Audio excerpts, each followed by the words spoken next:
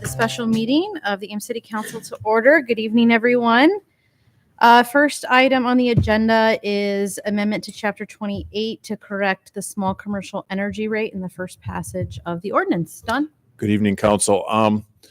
The rates that Council approved here recently, it was noted by both some of our residents and some of our staff that there was a typographical error in the last one. There was a decimal point moved. Because those rates went into effect August 1st, we're trying to correct that. It was on our winter rates for small commercial customers. The council action form is to correct that. And because rates have to have 3 readings, we're then also asking you to do, is it a waiver, Mark? Is that the correct terminology? Suspend the rules and approve the rate as it should have been when we first proposed it. It's important to note no bills have been mailed with this. That is correct. The rate went into effect yesterday. Bills will not go out until November 1, which is again why we want to get this corrected tonight if possible. Questions for Don? Is there a motion to pass on first reading? I would move we pass alternative 1. Second. Roll call. Aye. Aye. Aye. Aye. Aye. Aye. I need a motion to suspend the rules. Move to suspend. Second. Roll call. Aye. Aye. Aye. Aye. Aye. And motion for. Fetcher, aye. Thank you. Motion for second and third. So moved. Second. Roll call. Aye. Aye. Aye. Aye. Aye. Aye. So we can pass the second and third together. Yeah. Nice. Thank you. Thanks, Don. Thank you very much. All right, moving on to the next item on the agenda, we have Kelly from Planning and Housing to update us on the Downtown Reinvestment District and the application for the Link project. All right. So good evening. We're here a little bit under the gun in terms of moving forward with our reinvestment district application for the Downtown Reinvestment District. As you'll recall, 3 years ago, we started a preliminary process in 2021 and received a preliminary award of $10 million to assist in projects that are planned within the Downtown Reinvestment District. Those $10 million are dependent on development projects that include either hotels or retail sales tax generating uses. And for our project area, we included amenities for the city's plaza that's under construction here downtown, the Fitch Indoor Aquatic Center, and then we relied on the proposal called the Link Development on Lincoln Way to be the development source of those funds. And at the time, the Link was divided into 2 phases. So our application to the state described 2 projects, but really it was one comprehensive project called the Link. Since that time, in 2022, we have been in consultation with the developer and the property owner of the site. And the project has changed since you last saw the project in 2022. And what we're here tonight is to discuss the council's endorsement to submit a revised description of the Link project and the related elements to the state.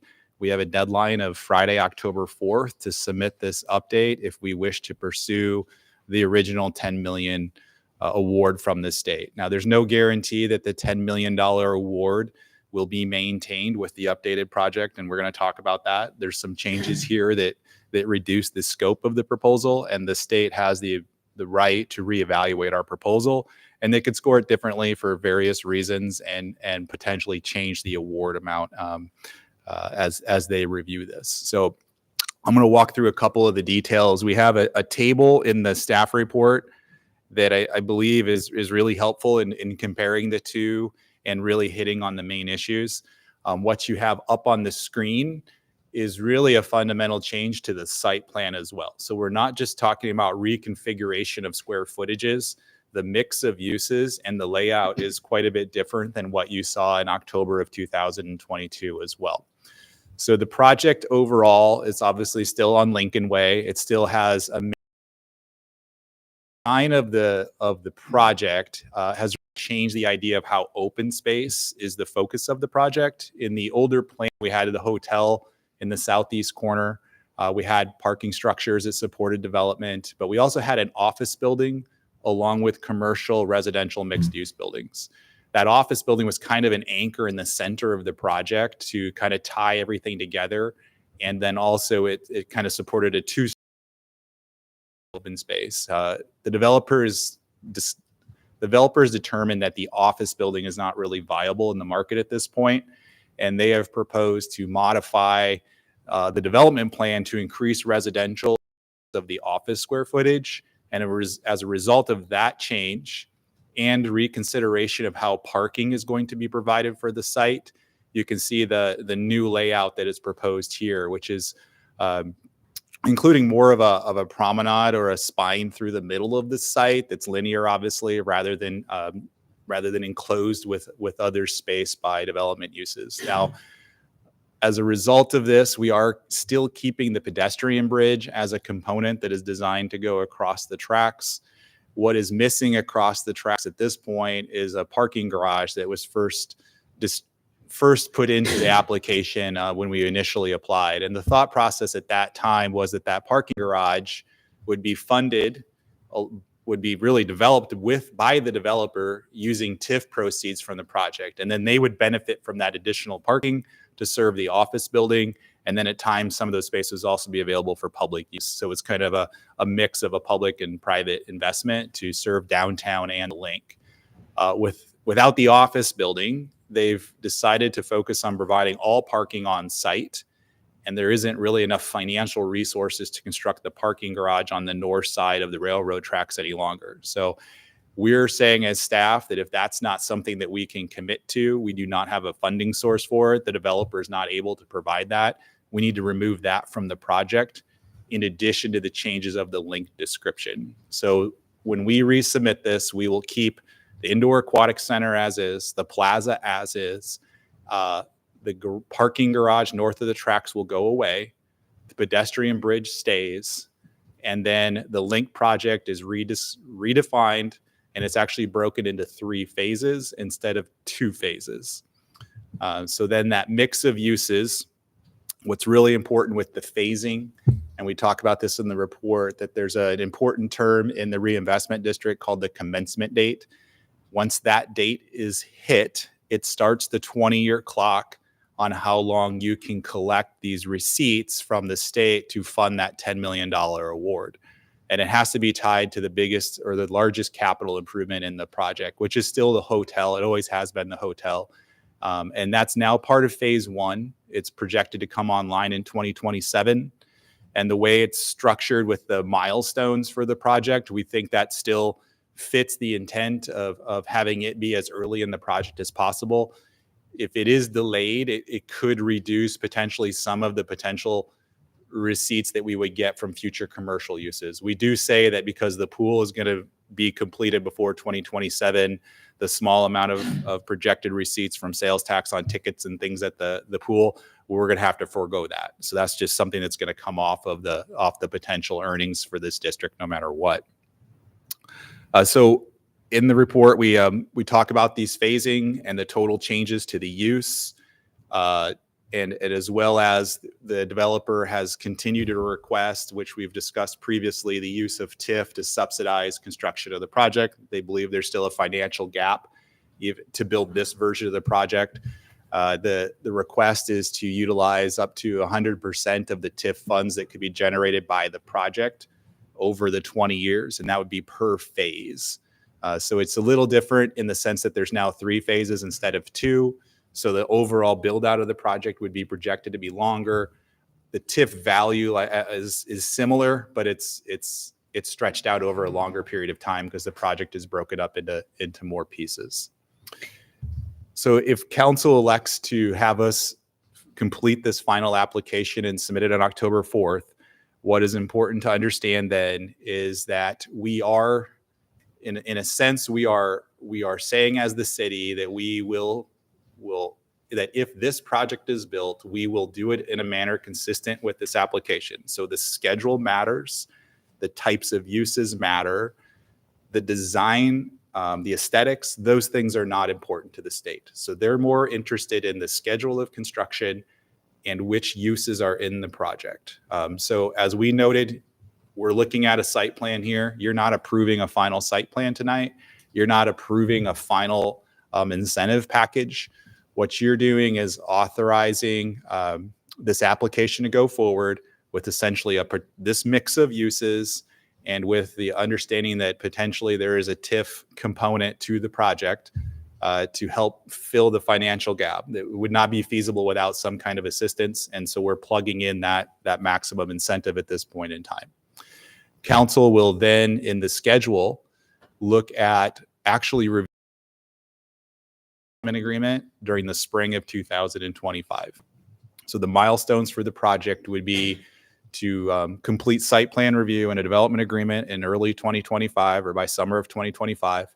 The first building is to be completed in the summer of 2026, and then the hotel in 2027 as phase one. And then phase two and phase three would follow essentially in a 1 to 2 year time frame after that, with the last building projected to be completed in 2030 if everything went according to plan.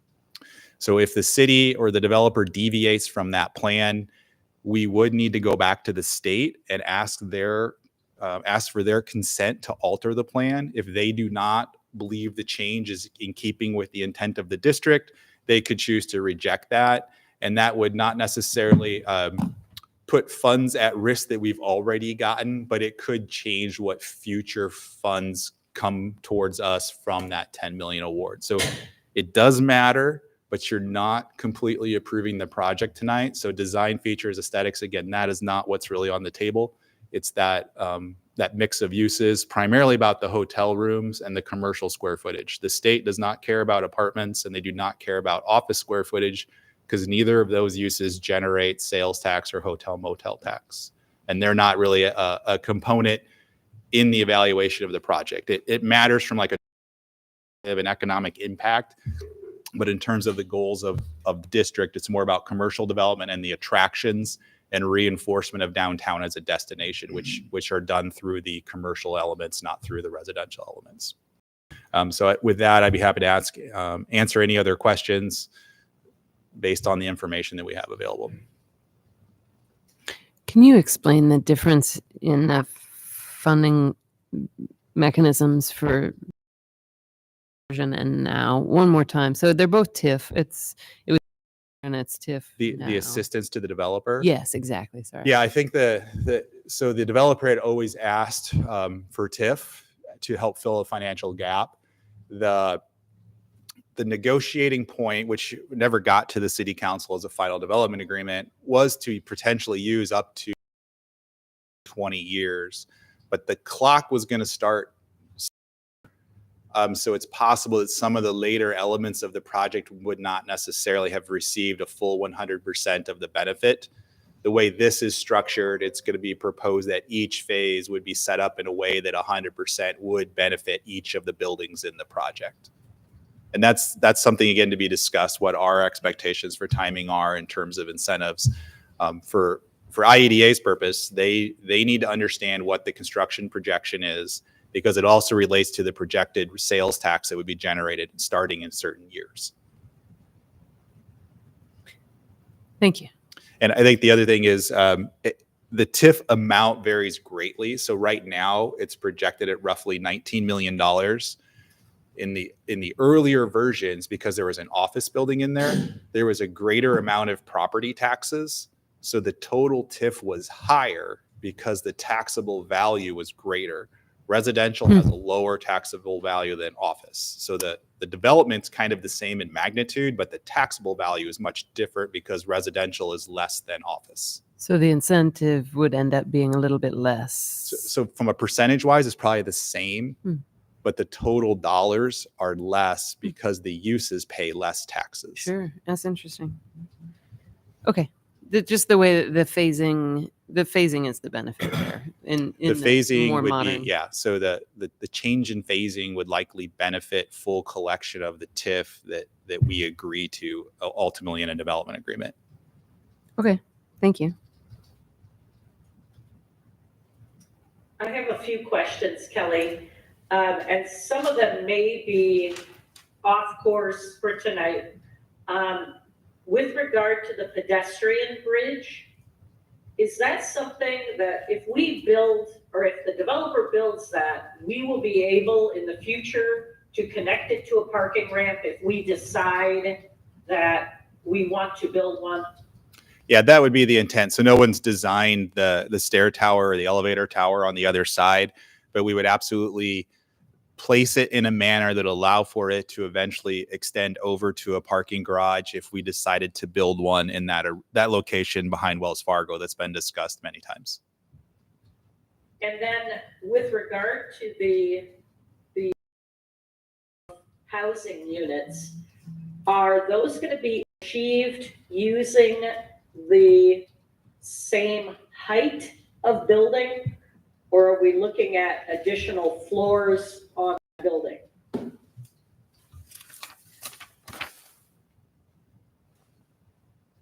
So Gloria, I don't know if you have access to it, but I just put a diagram up that the developer had provided to illustrate the project. So they are looking at essentially 5 and 6 story buildings using the podium construction of the parking garage and the commercial at the base level to support the upper levels of the buildings. So there's not going to be a tower that's rising up above anything else with those units. What you're going to get is a very uniform height for all of the buildings across the site to accommodate those units, which again is a little bit of a departure from the prior version, which had an office building and a little bit lower buildings in various places in the site plan. Okay, that's very helpful. Then the other question has to do with what IEDA has been looking for from us. They were saying we really needed to have that aquatic center as part of this reinvestment district, and that the parking garage wasn't really going to get us anything. Do we still think that's the case? And if so, are we likely to not see much of a shift in the attitude of IEDA with the absence of that parking ramp? So the aquatic center is an absolute must, and it's a must from our side too, because it's the reason, or it's how we are intending to use the $10 million. And that's what our application had said originally.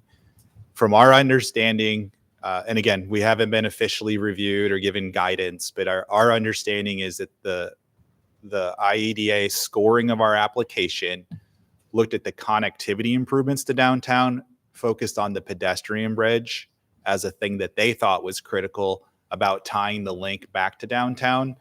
And that's still in here. So we think that's going to be a strong point for our application. I do not know how they're going to look at the parking garage, because again, the garage was fundamentally driven by the needs of the link, which don't exist anymore. There would have been public benefit, but the need was driven by the link. Thank you. Other questions? That's what we do. So if the state, they hold all the cards, and if they decide they've gone a different direction with their priorities and they don't fund this, that does not affect the link's ability to go forward, but it affects our pro forma for the pool. Am I saying that correctly? Sort of. I think Steve was very clear at the time that you voted to approve the bond issuance and the construction of the pool that we did not count on the $10 million for financing it. It was meant to reduce the burden to the taxpayer, but the council elected to go forward or not. And then the first part of your question, your link would be independently evaluated if there was no reinvestment district. So we're here tonight, not because we're going to make any grand decisions on the link. We're here to make sure this project is moving forward so that in hopes of securing that 10 million for the pool. Am I stating the big picture correctly? Yeah, I mean, I believe there is importance to the link concept that's presented, like that is leading to the amount of square footage and the number of units and everything that is there. If we weren't comfortable with the project as proposed, I mean, I wouldn't want to submit an application to the state that we have no intent of supporting whatsoever. I think our position is you can work within the margins of this plan to shape it to fit any ideals we might have for the space. And if for some reason unit counts change or square footages change, we have to go back to IEDA and say, how do you look at this now? Does it affect our $10 million or not? I think the way to look at this is tonight's action is it's a question of, do you want to leave the door open or do you want to close the door to the reinvestment district program? So approving this application and having it submitted by the end of the week leaves the door open for us to have conversations about all of the details further on. There are no obligations to the council to follow through on that. So if the council is not satisfied with the development agreement or with the way that the development shapes up, or for any other number of reasons, there's no obligation to follow through. Yeah, and I just want to make sure we're sort of all on the same page and framing what this meeting is about tonight. And I would say also at this point, and I mentioned this a little bit in the report, the cost to the city to get to Friday is basically zero. It's staff time at this point. That doesn't mean they couldn't ask for additional information or studies that we would have to come back more money on thousands of dollars, tens of thousands of dollars. So tonight we're not asking for any additional funding. We're as is, but IEDA could say, no, you need to also do something else. Then we'd have to ask if you want to commit funding towards that. So I mean, obviously we're going to be very supportive of keeping the door open. Could you walk us through the community has not seen this and we've just seen it. Could you walk us through the process of what's next in moving the link forward from a council perspective? Yeah, so there's an attachment for those that want to follow on called the milestones. And the key things in there is it breaks down each of the phases with a schedule of how the developer sees the project eventually being built out. But the key thing to start with is in Q1 and Q2 of 2025 is the negotiation of the development agreement and site plan approval for the site. Those two things must happen on that schedule to stay on track with IEDA. If we start to fall behind on the milestones, IEDA has every right again to pull the award or to modify the award. So the most critical thing after tonight, assuming IEDA approves this, for us to maintain our eligibility is to see the developer move ahead on the development agreement and the site plan as they describe in that milestones exhibit. So I have this document in front of me to make sure I'm reading this correctly. So this is contemplating for the next time this would come back to us sometime later this year. The way I would read it is I don't think you would see anything before January, and then it doesn't really have an exact date that it would be back to you, but it has in the time frame development agreement final in April. So are there more meetings before April? Very possibly, but I don't think you'll see this again before January. So take us back just a little bit. When we worked on this project initially in 2021, there had been a lot of negotiations done. Concrete version of the plan, and so you gave direction to staff to negotiate very specific terms in agreement. And at that time, we thought we were going to finalize this in the winter of 23. Right. Yeah. So thanks for clarifying that. So 2022 is when we had some consensus about at least the broad aspects of the development plan. Am I saying that correctly? Yep. Okay. And so this is a different direction. Interest rates changed. There were very valid reasons why, and maybe, I don't know if Chuck's going to speak on this tonight. Is you anticipate him speaking? I don't know. For public input. Public comment. We're going to have, yeah, we're going to allow him to. I don't think, I mean, we're doing tonight is approving whether or not to submit the application. So Right. there's going to be ample opportunities to get into Yep. detail. I didn't know if so. you wanted to give him an opportunity to just sort of give some broad direction. But anyway, aside from that, so, but the project's in a different place than where we were in 2022. So from the staff's perspective, do we sort of pick up from where we left off and say, look, there have been modifications to the project and that will impact the development agreement? Or do you start from scratch? How does that all that work? Our position is that council told us expectations for the development agreement in terms of timing, basic TIF structure. You had some sustainability goals, you had some housing affordability goals, you had a number of things in there, and we intend to negotiate off of that and prior direction to the extent it's applicable. Because you have not really been presented like other information to suggest retracting the prior negotiating points. And we've told the developer, and he knows that we got very far down the road of having a final development agreement. The financing did not work, so the agreement was not signed. But we know what the expectations are in that agreement. But we have a new developer. We will, yes. But the current property owner is going to still be involved and knows everything about the prior agreement and the continuity of what we're expecting. So I apologize, I'm asking the question very well. So we had a framework. Let's just leave it as a framework. Yep.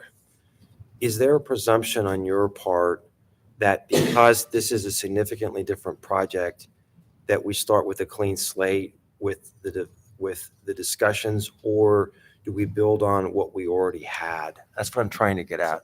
I have not had this exact conversation yet with the developer, but I would presume when they have a more complete site plan than this sketch, we will come back to the council and say, here is a more definite plan. And this is how it fits with your prior discussions and your prior direction, and then see if that's what you want to continue with or give different direction. Yeah. I think we're presuming that we're going to start from what we had previously and work from that. There's simply not going to be enough time for us to start 100% from scratch and arrive at an agreement. So we're going to we're working from the assumption that what we had was pretty close, and maybe we need to make some adjustments to it, and we'll bring something back to council.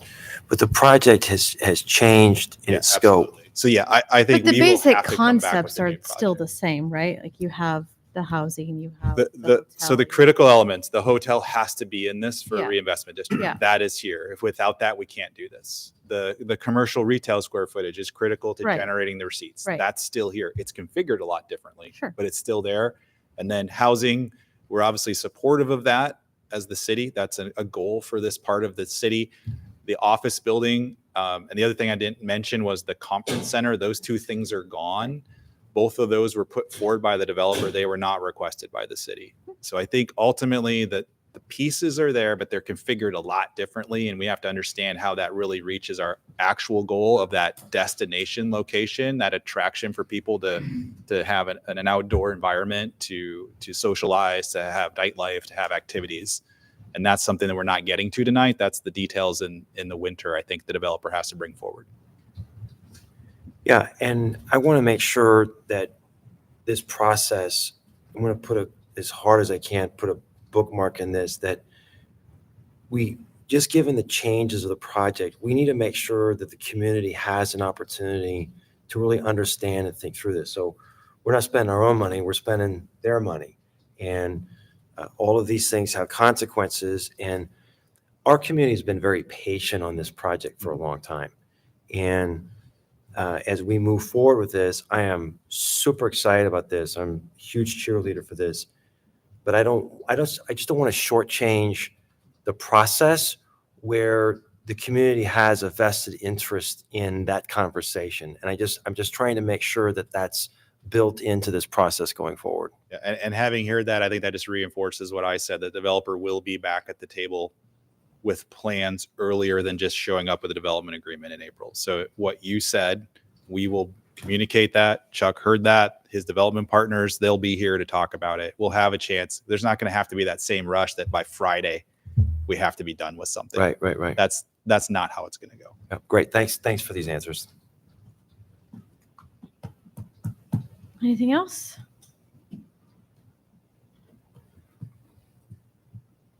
Kelly, you have anything else? I do not. All right. I guess I thought of one. Okay.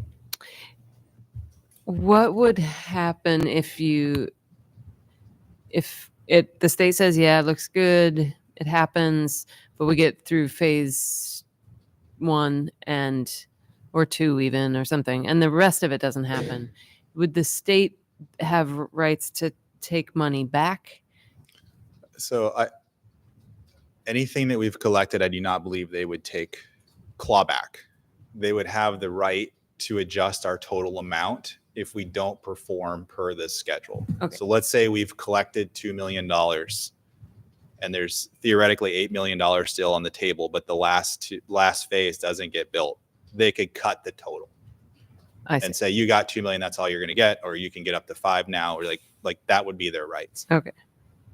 But not necessarily to. I can't imagine that there's a clawback provision. Okay. Just That would crush every development it- project that ever took advantage of this incentive. It's not an advance on state revenues. It's just setting aside future revenues for this purpose. And they're very understanding. Like, so we are uniquely using the reinvestment district funds as the city. Almost all of the projects, or I think all of the other projects, the developer is using them. And if there was an option that the state could claw back the award, they would be unusable for the developer. I see. Sure. Okay. Thank you. All good? Mhm.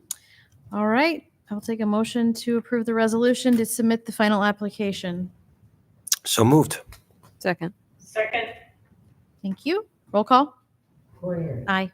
Rollins. aye. Edie Hanson. Aye. Metcher. Aye. Thornton. Aye. Jones. Aye. Thank you. Thanks, Kelly. Yep. Moving on to council comments. Tim?